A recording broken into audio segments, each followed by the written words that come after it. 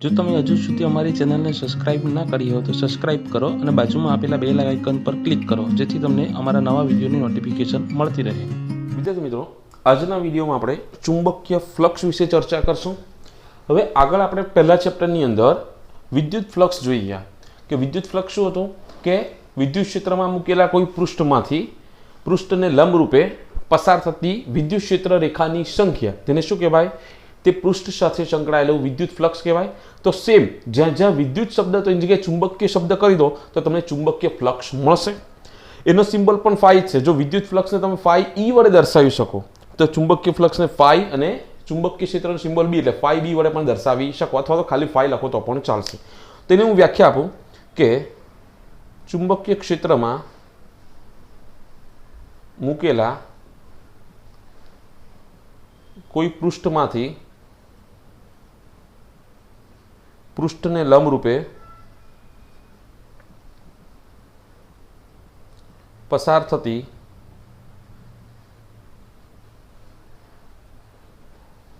ચુંબકીય ક્ષેત્ર રેખાઓની સંખ્યાને ચુંબકીય ફ્લક્સ કહે છે।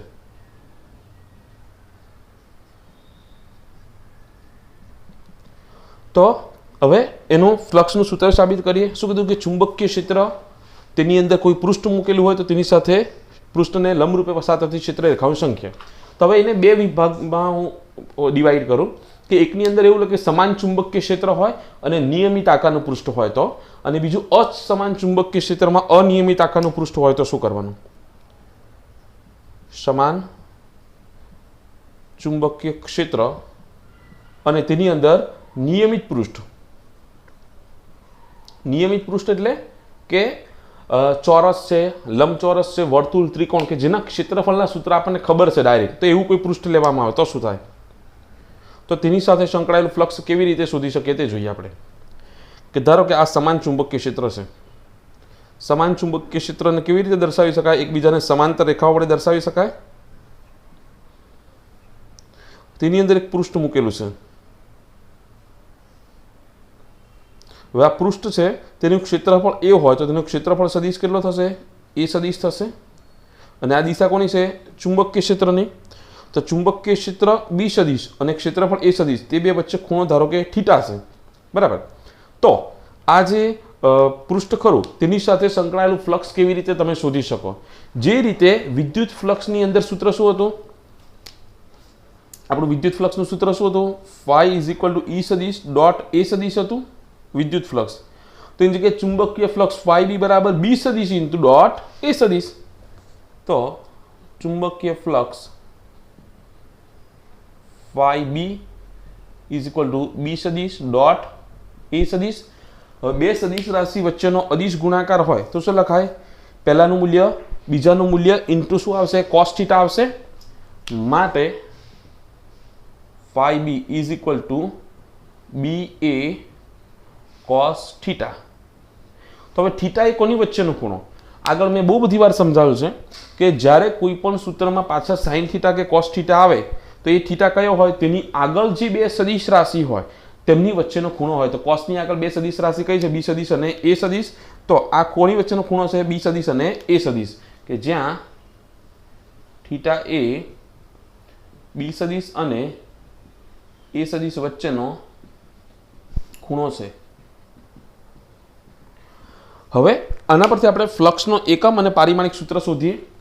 તો એકમ, કેમ કે નવી ભૌતિક રાશિ આવ્યા ચુંબકીય ફ્લક્સ, તો આનો એકમ તમે આ રીતના બનાવી શકો। ચુંબકીય ક્ષેત્રનો એકમ ટેસ્લા અને ક્ષેત્રફળનો એકમ મીટર સ્ક્વેર, એટલે ટેસ્લા મીટર સ્ક્વેર લખો તો પણ ચાલે, અથવા તો જેવી રીતના પહેલા આપણે વેબર હતો તે જ રીતના ફ્લક્સનો એકમ અહીંયા તમે વેબર લખો તો પણ ચાલશે, અથવા volt into second, volt into second, આ ત્રણ એકમમાંથી કોઈ પણ એક એકમ લખી શકો। અને એનું પારિમાણિક સૂત્ર ટેસ્લાનું ખબર હોય, મીટર સ્ક્વેરનું ખબર હોય તો તેના પરથી પણ તમે બનાવી શકો। તો એનું પારિમાણિક સૂત્ર આવશે m1 l2 t⁻², a⁻−1, અથવા તો વોલ્ટનું શું આવે? 1231 છેલ્લા બે માઇનસ, અને સેકન્ડ માટે t⁻1।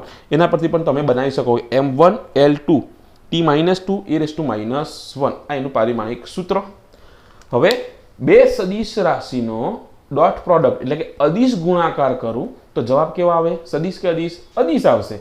અહીંયા જો ચોકડી ગુણાકાર હોય તો અહીંયા સદિશ આવે, ડોટ પ્રોડક્ટ હોય તો અદિશ. આમ ચુંબકીય ફ્લક્સ એ કેવી રાશિ છે? અદિશ રાશિ છે. મોસ્ટ ટાઈમ पे ચુંબકીય ફ્લક્સ એ અદિશ રાશિ છે. હવે જે રીતે આપણે વિદ્યુત ફ્લક્સ માટે જોઈ ગયા કે વિદ્યુત ફ્લક્સ ધન હોઈ શકે, ઋણ હોઈ શકે, શૂન્ય હોઈ શકે, તે જ રીતે ચુંબકીય ફ્લક્સનું મૂલ્ય પણ ધન, ઋણ કે શૂન્ય હોઈ શકે. બરાબર. હવે આ તો સમાન નિયમિત પૃષ્ઠ માટે જોઈ ગયા. હવે અસમાન ચુંબકીય ક્ષેત્ર હોય ને તેમાં અનિયમિત આકારનું પૃષ્ઠ મૂકેલું તો શું થાય? કે ધારો કે આ રીતનું ચુંબકીય ક્ષેત્ર છે, અસમાન ચુંબકીય ક્ષેત્ર, અને તેમાં અનિયમિત આકારનું કંઈક પૃષ્ઠ મૂકેલું છે. બરાબર. હવે સમાન ચુંબકીય ક્ષેત્ર અસમાન છે કેવી રીતના ખબર પડે? કેમ કે આ બંને ચુંબકીય ક્ષેત્ર રેખાઓ એકબીજાને સમાંતર નથી. અહીંયા નજીક છે, મીન્સ કે અહીંયા ચુંબકીય ક્ષેત્ર પ્રબળ છે અને અહીંયા નબળું છે, તો ચુંબકીય ક્ષેત્ર બી સદિશ. હવે આવું અનિયમિત આકારનું પૃષ્ઠ હોય અને તમારે ચુંબકીય ક્ષેત્ર શોધવું હોય તો શું કરવું પડે તમારે? કે આ જે પૃષ્ઠ છે તેને તમારે અમુક નાના નાના ખંડમાં વિભાજિત કરવું પડે. અહીંયા આપણે ટાઇટલ મારીએ, અસમાન ચુંબકીય ક્ષેત્ર અને અનિયમિત પૃષ્ઠ, એટલે કે જેના ક્ષેત્રફળનું આપણી પાસે કોઈ સૂત્ર નથી એવું પૃષ્ઠ છે. જ્યારે ચોરસ, લંબચોરસ હોય તો એનું ક્ષેત્રફળ તમે ડાયરેક્ટ શોધી શકો કે લંબાઈ ગુણ્યા લંબાઈ, લંબાઈ ગુણ્યા પહોળાઈ, એવું કંઈ પણ. બરાબર. તો હવે શું કરવું પડે કે જ્યારે આવું કોઈ અસમાન ચુંબકીય ક્ષેત્ર હોય તો પૃષ્ઠના જુદા જુદા બિંદુ આગળ ચુંબકીય ક્ષેત્ર અલગ અલગ હોય, અને જુદા જુદા બિંદુ આગળ તમે જો નાના નાના અને ભાગમાં વિભાજિત કરો તો કોઈક ભાગ મોટો હોય, કોઈક નાનો હોય, તો એનું ક્ષેત્રફળ પણ કેવું હશે? અલગ હશે. અહીંયા તો શું હતું કે એ તો આખાનું ડાયરેક્ટ શોધી લીધું અને બી દરેક બિંદુ આગળ કેવું હતું? સમાન હતું. તો આની અંદર શું કરવું પડે કે આપેલા પૃષ્ઠને નાના નાના ક્ષેત્રફળ ધરાવતા n ભાગોમાં વિભાજિત કરો. n ભાગોમાં વિભાજિત કરો. પછી હવે જુદા જુદા n ભાગોમાંથી એક એવો ખંડ લઈ લઉં કે જેનું નામ i હું આપી દઉં, 1, 2, 3 એવો કોઈ પણ નંબર શકે. તો આ જે ખંડ છે i નંબરનો ખંડ, તો તેનો ક્ષેત્રફળ સદિશ di સદિશ છે અને તે બિંદુ આગળ ચુંબકીય ક્ષેત્ર bi સદિશ છે. i નંબરનો ખંડ છે ત્યાં ચુંબકીય ક્ષેત્ર bi અને ક્ષેત્રફળ da સદિશ છે, dai સદિશ છે. તો આ ખંડ સાથે સંકળાયેલું સૂક્ષ્મ ચુંબકીય ફ્લક્સ, આખાનું હોય તેને phi, પણ સૂક્ષ્મ ચુંબકીય ફ્લક્સ હોય તો phi b બરાબર શું થશે? bi સદિશ ઇન્ટુ dai સદિશ થાય. જમણી બાજુ કોઈ એક પદમાં d હોય તો ડાબી બાજુ પણ d આવે. આ નાના ખંડ સાથે સંકળાયેલું ચુંબકીય ફ્લક્સ શોધાયું. હવે આખા પૃષ્ઠ સાથે સંકળાયેલું ફ્લક્સ શોધવું હોય તો શું કરવું પડે? બધા જે પણ ખંડ છે n ખંડો, તે દરેક ખંડના ફ્લક્સનો સરવાળો કરવો પડે. માટે કુલ ચુંબકીય ફ્લક્સ phi b બરાબર શું થાય? કે સિગ્મા d phi b, કે નાના નાના ભાગોનો જે ખંડનો ફ્લક્સ છે તેનો સરવાળો કરવો પડે. અને અહીંયા હું i લખી દઉં કે i નંબરના ખંડ સાથે સંકળાયેલું ફ્લક્સ, અને i starting from 1 to n, કે પહેલાનું ફ્લક્સ સિગ્મા એટલે પ્લસ, પછી બીજાનું ફ્લક્સ સિગ્મા એટલે પ્લસ, અને છેલ્લે ક્યાં સુધી જવાનું? n સુધી. માટે phi b is equal two, હવે અહીંયા એની કિંમત મૂકો તમે તો શું થાય? 2n અને bi સદિશ ઇન્ટુ dai સદિશ થશે. તો અહીંયા i પહેલા એકવાર 1 મૂકવાનું તો શું થાય? b1 da1 સદિશ પ્લસ b2 da2 સદિશ પ્લસ ડેશ ડેશ ડેશ, ક્યાં સુધી જવાનું? છેલ્લા ખંડ n નંબરના ખંડ સુધી જવાનું. તો આ રીતે તમે અસમાન ચુંબકીય ક્ષેત્રમાં કોઈ પૃષ્ઠ મૂકેલું હોય તો તેનું ફ્લક્સ શોધી શકો. અને જ્યારે સરવાળો કરો ત્યારે સિગ્માને તમે સંકલન સ્વરૂપે પણ લઈ શકો. અને તમે આ જે સૂત્ર છે તેને આ રીતે પણ લખી શકો કે flux phi is equal two phi b is equal two integration of b સદિશ ડોટ da સદિશ. અહીંયા શું કરવાનું? સમગ્ર પૃષ્ઠ,